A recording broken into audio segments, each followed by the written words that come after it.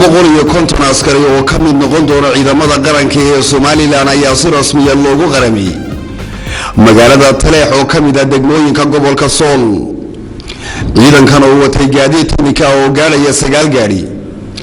waxay hore uga mid ahaayeen ciidamadii deegaanadaasi isla markaasina waxa ay go'aansadeen inay ka mid noqdaan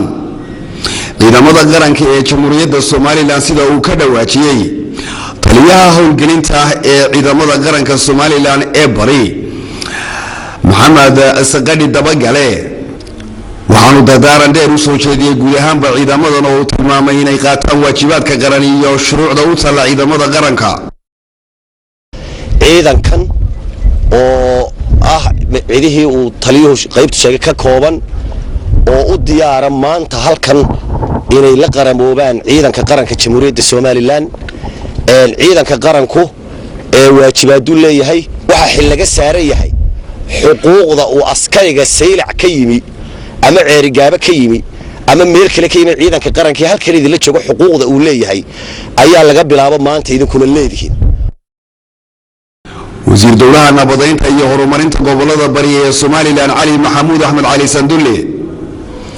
oo isaguna halkaasi ka hadlay ayaa dardaaran iyo uga tusaaleynba u soo jeediyay ciidamada qaranka ee haatan la qarameeyay waxaana wasiirka hadaladiisii ka mid ahaa runtii intaasoo ciidan ay u diyaar garowday inay noqoto ciidan qaran oo ciidankooda la mid ah oo nasiya saaxiibadooda kale oo jaanisiya oo la qabta wixii ay u baahan yihiin iyagana sidaas leeyahay kana faa'iideysta tababarkooda iyo aqoontooda qofku wuxuu caafimaad qaba ninka askariga intuu tababarka leeyahay wasiirka arrimaha gudaha ee Somaliland ayaa tilmaamay in tallaabooyinkan ay yihiin kuwa ay soo mareen guud ahaanba gobolada kale ee dalku isla markaasina maalinba meel la soo qarameynayay maantana ay nasiib u heleen inay noqdaan ciidamo qaran oo ka howlgala deegaanka Taleex waa ilaahay mahadii sidii marka taliyuhu sheegayay waxaan soo maray boqolaal qaramood oo Hargeysa afarteeda daamood ayaa maalinba mid la qarameynay wadada dheer iyo wadadaaba way martay qarameyntu maanta alxamdulillah rabbil caalamiin ummadda dalkan leh ee waqtigii 1884 xuduudii dawladaha super powerku inoo jeexeen ee waxoogaa imka halkan inaga xigo dadkii wada lahaa maanta intii u dambeysay ama u koonaysay inay maanta khilaafkii iska saareen oo ay xoogoodii iyo ciidamadii iyo hubkii intaba maanta aynu midaynayno waa wax ilaahay loogu mahadnaqa alxamdulillah rabbil caalamiin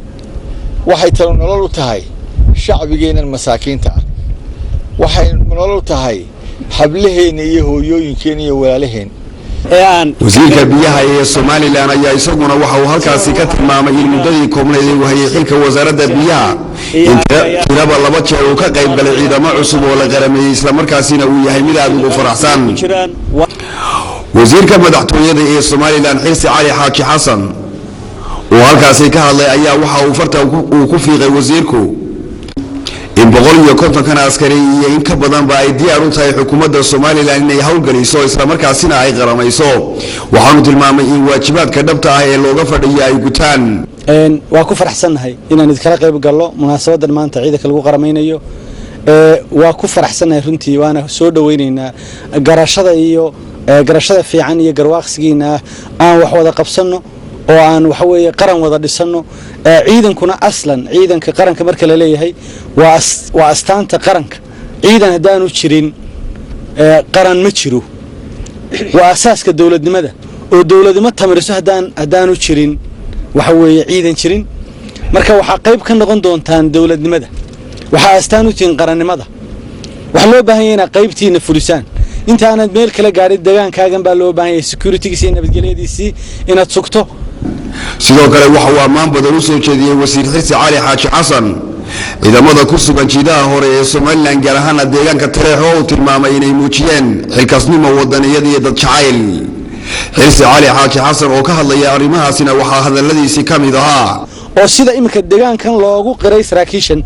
ee discipline-ka loogu qiray ciidan waa discipline sida cid walba markay u yimaadeen saraakiisha halkan